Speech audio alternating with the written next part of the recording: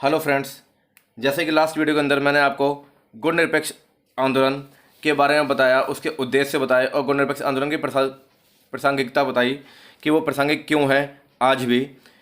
अब उसके बाद का टॉपिक आता है नव अंतर्राष्ट्रीय आर्थिक व्यवस्था। अब हम इसके बारे में जिक्र करेंगे और इसके बारे में पढ़ेंगे।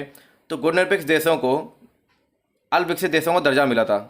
अब अल्प विकसित देशों को दर्जा, तो अल्प विकसित क्या होते हैं भाई? अल्प विकसित देश वो देश होते हैं जो लंबे समय तक उपनिवेशक होते हैं, यानी कि आर्थिक स्थिति उनकी क्या होती है, कमज़ोर होती है और गरीबी से वो जल्दी निकल नहीं पाते और उनके पास संसाधनों की भी कमी होती है। तो ऐसे बहुत सारे टॉपिक हैं, कई सारे पॉइंट्स आएंगे, मैं इसके बारे ये आपको लिखवा भी दूंगा। तो अब आगे बढ़ते हैं। देखिए, अल्प विकसित देशों को दर्जा मिला। ये देश क्या करते हैं? अपने विकास के लिए विकसित देशों पर निर्भर होते हैं। जो ये समझ बनी तो इसी को क्या दिया, नाम दिया गया, नई अंतर्राष्ट्रीय आर्थिक व्यवस्था। इसको उदय किया गया, यानी कि ये जो समझ आई है इसका नाम दिया गया नव अंतर्राष्ट्रीय आर्थिक व्यवस्था का जन्म हुआ। अब 1972 में संयुक्त राष्ट्र संघ यानी कि यूएनओ के व्यापार और विकास से संबंधित सम्मेलन हुआ और उस सम्मेलन का जो नाम था वो क्या था? United nation conference on trade and development, यानी कि अंकटाड, जिसे बोलते हैं UNCTAD। इसमें towards a new trade policy for development, towards a new trade policy for development, इस नाम से एक शीर्षक बना और इसको एक शीर्षक बना जिसको एक रिपोर्ट प्रस्तुत की गई और इस रिपोर्ट के अंदर कई बातें कहीं, क्या कई बातें बोली गई। अब वो दो बातें जो बोली गई उनके बारे में अभी आपको बताता हूँ। सबसे पहले बोला गया कि अल्प विकसित देशों को अपने उन प्राकृतिक संसाधनों पर नियंत्रण होगा जिनका दोहन पश्चिम के देश करते हैं। देखिए, सबसे पहला पॉइंट क्या कहा गया कि अल्प विकसित देशों को अपने उन प्राकृतिक संसाधनों पर नियंत्रण प्राप्त होगा जिनका दोहन पश्चिम के विकसित देश करते हैं। दोहन मतलब उनका उपयोग करते हैं, वो सिर्फ उन्हीं को ही कर पाते हैं और जो अल्प विकसित देश हैं वो उनका अच्छी तरीके से उपयोग यानी प्रॉपर तरीके से उपयोग नहीं कर पाते। सेकंड पॉइंट आता है अल्प विकसित देशों की पहुंच पश्चिमी देशों के बाजार तक होगी, वे अपना सामान बेच सकेंगे। अब यहाँ पर जो अल्प विकसित देश हैं वो कहाँ जाएंगे? वो पश्चिमी देशों में जाएंगे जो प्रॉपर तरीके से विकसित देश है। वहाँ पर अपने उनकी पहुँच कहाँ तक होगी? बाजार तक होगी। वे यहाँ पे अपना सामान बेच सकेंगे और गरीबी देश के लिए यह व्यापार लाभदायक होगा।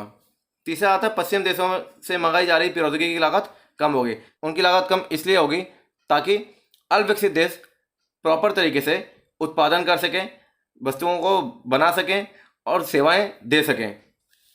लास्ट पॉइंट आता है अल्प विकसित देशों की अंतर्राष्ट्रीय आर्थिक संस्थानों में भूमिका बढ़ेगी। अब अंतर्राष्ट्रीय आर्थिक संस्थानों में भूमिका बढ़ेगी अगर उनके पास प्रौद्योगिकी की लागत की हुई चीज़ें, जो सामान आएगा वहाँ से, टेक्नोलॉजी की जो सामान आएंगे, अगर उनकी कीमत कम होगी तो उनके पास इनकम का सोर्स बढ़ेगा। तो कहीं ना कहीं अंतर्राष्ट्रीय आर्थिक संस्थानों में उनकी क्या होगी? भूमिका बढ़ेगी। अब गुण निरपेक्ष देशों को अल्प विकसित देशों को दर्जा क्यों दिया गया? देखिए, मैंने अभी आपको बताया था कि क्यों दिया गया।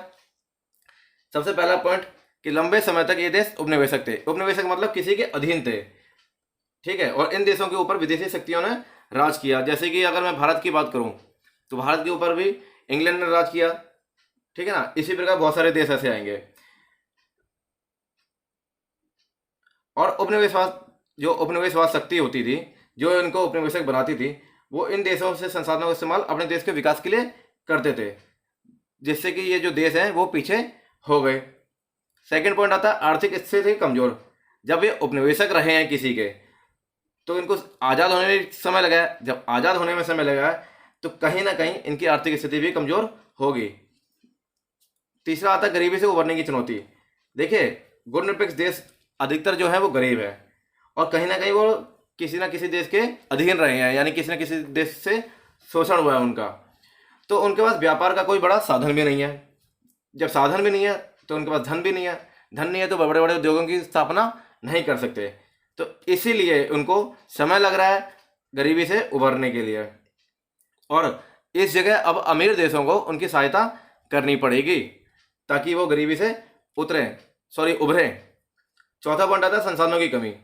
देखिए, संसाधनों की कमी गुण निरपेक्ष देशों में बनी रही है क्योंकि लंबे समय से इन देशों के प्राकृतिक संसाधनों का प्रयोग किसने किया? पश्चिमी देशों ने। जिन्होंने इनको उपनिवेशक बनाया उन्होंने इनका उपयोग किया। लास्ट पॉइंट आता है सैन्य शक्ति का मजबूत ना होना। अब जब ये उपनिवेशक रहे हैं तो फिर सैन्य शक्ति भी कमजोर रही है, क्योंकि अगर सैन्य शक्ति मजबूत होती तो ये उपनिवेशक बनते ही नहीं। करेक्ट है कि नहीं है?